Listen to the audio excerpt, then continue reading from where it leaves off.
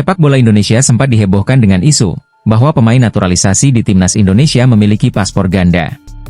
Mereka dituduh belum mengembalikan paspor Belanda setelah menjadi WNI. Dengan tuduhan ini datang dari mantan Duta Besar Indonesia untuk Polandia, Peter Gonta. Hal ini menimbulkan polemik karena Indonesia tidak mengakui kewarganegaraan ganda. Ketua Badan Tim Nasional, Sumarji menyampaikan bahwa isu ini sudah diketahui oleh para pemain naturalisasi, dan ia menyesalkan adanya tuduhan tersebut dari beberapa tokoh dan pengamat. Menurutnya, pemain naturalisasi hanya memiliki niat tulus untuk membela Indonesia di kancah internasional, tanpa ada motivasi finansial. Sumarji juga menyebutkan bahwa beberapa pemain, termasuk Jai Idzes, turut bereaksi terhadap tuduhan ini, tetapi setelah dijelaskan, mereka bisa memahaminya. Para pemain naturalisasi ini juga menyampaikan langsung kepada Sumarji, bahwa mereka tulus ingin membela Indonesia, karena darah keturunan mereka. Menanggapi isu paspor ganda, Dirjen Imigrasi Kemenkumham, Silmi Karim juga menegaskan bahwa para pemain naturalisasi sudah memenuhi semua persyaratan untuk mendapatkan paspor Indonesia, termasuk menyerahkan paspor kewarganegaraan lama mereka.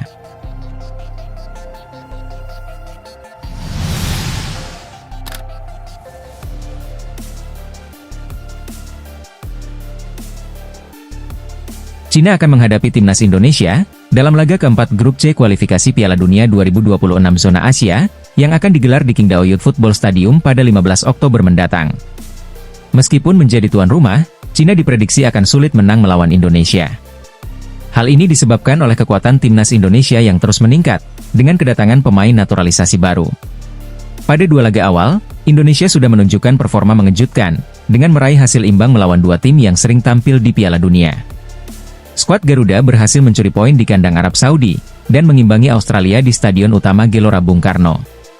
Pada laga melawan Cina, Indonesia kemungkinan juga akan diperkuat oleh dua pemain tambahan, Eliano Reijnders dan Mads Hilgers. Media lokal Cina, NetEase memprediksi bahwa hal ini akan menyulitkan Cina untuk meraih kemenangan. Dalam laporan tersebut, disebutkan bahwa Indonesia yang berhasil menahan imbang Arab Saudi dan Australia, akan semakin kuat dengan kedatangan Eliano dan Mads. Timnas Cina akan sulit menang melawan Indonesia dalam kondisi seperti ini, tulis NetEase. Pandangan ini berbeda dengan sebelum kualifikasi dimulai. Media Cina, Sohu, sempat meremehkan timnas Indonesia, dan menargetkan 2 kemenangan melawan Indonesia. Mereka menilai, Cina berada di atas angin, merujuk pada catatan pertemuan sebelumnya, di mana Cina memenangkan 11 dari 17 pertandingan, dan 3 kali imbang. Sohu menambahkan bahwa Cina memiliki keunggulan psikologis karena tidak pernah kalah melawan Indonesia dan sangat bertekad untuk lolos ke Piala Dunia.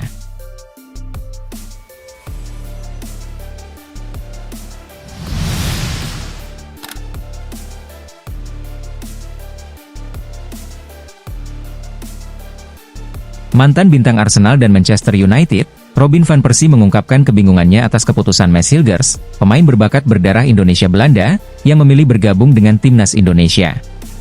Keputusan ini mengejutkan banyak pihak, termasuk Van Persie, yang kini menjadi pelatih di SC Heerenveen. Hilgers yang tampil gemilang bersama FC20, sebelumnya diprediksi akan dipanggil ke timnas Belanda oleh pelatih Ronald Koeman. Namun, Hilgers memilih untuk bermain bagi Indonesia, dan menjadi warga negara Indonesia. Dalam sebuah wawancara, Van Persie menyatakan keheranannya atas pilihan Hilgers. Saya sedikit bingung, mengapa dia memilih Indonesia. Jika dia bisa bersabar sedikit lagi, mungkin Ronald Koeman akan memanggilnya ke timnas Belanda, ujarnya. Meskipun ia mengakui bahwa keputusan tersebut adalah hak pribadi Hilgers, Van Persie tetap merasa heran dengan langkah tersebut. Van Persie juga memuji potensi besar Hilgers. Dia memiliki bakat luar biasa, dan usianya masih sangat muda. Dengan performanya yang terus meningkat di Eredivisie, saya yakin dia punya masa depan cerah di sepak bola Belanda, tambahnya. Meski keputusan Hilgers dianggap menarik oleh Van Persie, hal ini mungkin mengecewakan beberapa orang yang berharap melihatnya bermain untuk Belanda.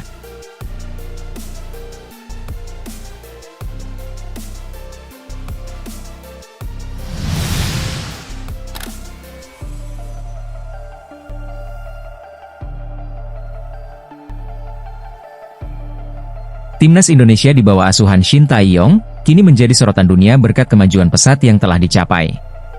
Secara mengejutkan, mereka berhasil menahan imbang Arab Saudi dan Australia, dalam kualifikasi Piala Dunia 2026 zona Asia. Di Asia Tenggara, timnas Indonesia mulai muncul sebagai kekuatan yang menakutkan. Vietnam merasakan keganasan timnas Indonesia ketika kalah 2 kali berturut-turut, termasuk di kandang sendiri, pada babak kedua kualifikasi Piala Dunia 2026. Kekalahan tersebut bahkan menyebabkan pelatih Vietnam, Philippe Troussier dipecat. Vietnam kemudian berusaha merekrut pelatih asal Korea Selatan, dengan harapan meniru kesuksesan Shin Tae-yong bersama timnas Indonesia. Saat ini, Vietnam dilatih oleh Kim Sang-sik, namun belum ada pertemuan lagi dengan timnas Indonesia. Menariknya, legenda Vietnam, Nguyen Van Dung memberikan pandangannya tentang peluang negaranya menghadapi timnas Indonesia. Ia mengakui bahwa timnya mengalami kemunduran sejak Philippe Troussier menggantikan Park Hang-seo. Menurut Nguyen Van Dung, Vietnam berada dalam masa sulit, dengan pemain muda yang belum siap dan kurang pengalaman. Sulit bagi pelatih manapun untuk maju sekarang, kelompok pemain ini lemah, semangat mereka hilang, pemain muda belum mumpuni, dan belum punya pengalaman, ujarnya. Kondisi ini sangat berbeda dengan timnas Indonesia, yang aktif mengembangkan pemain muda di bawah Shin Tae-yong. Secara tidak langsung, Nguyen Van Dung menyiratkan bahwa Vietnam tidak mungkin mengalahkan Indonesia dalam situasi saat ini, bahkan jika Shin Tae-yong melatih Vietnam. Saat ini, timnas Indonesia sedang bersiap menghadapi Bahrain dan Cina pada Oktober mendatang.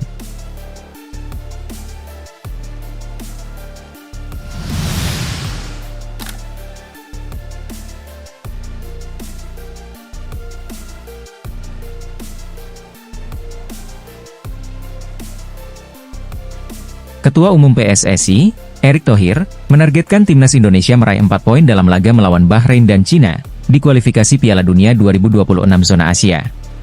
Target ini cukup ambisius, karena kedua pertandingan tersebut akan berlangsung di kandang lawan. Erick menyatakan bahwa timnas Indonesia harus tampil maksimal, meskipun bermain di luar negeri, dengan harapan mereka bisa membawa pulang poin. Jika timnas Indonesia bisa meraih 1 kemenangan dan 1 hasil imbang melawan Bahrain dan Cina, itu sudah luar biasa, kata Erick. Kalau bisa menang dua-duanya, alhamdulillah, tambahnya. Erick juga mengingatkan, agar timnas Indonesia tidak meremehkan Bahrain dan Cina, karena kedua tim memiliki kualitas dan dukungan besar dari supporter sebagai tuan rumah. Kami tidak menganggap remeh Cina dan Bahrain, mereka tim yang bagus, tegasnya. Erick juga menyebut, bahwa target realistis timnas Indonesia di fase grup adalah 15 poin, yang diyakini cukup untuk berada di posisi ketiga atau keempat, guna melaju ke putaran keempat kualifikasi Piala Dunia 2026.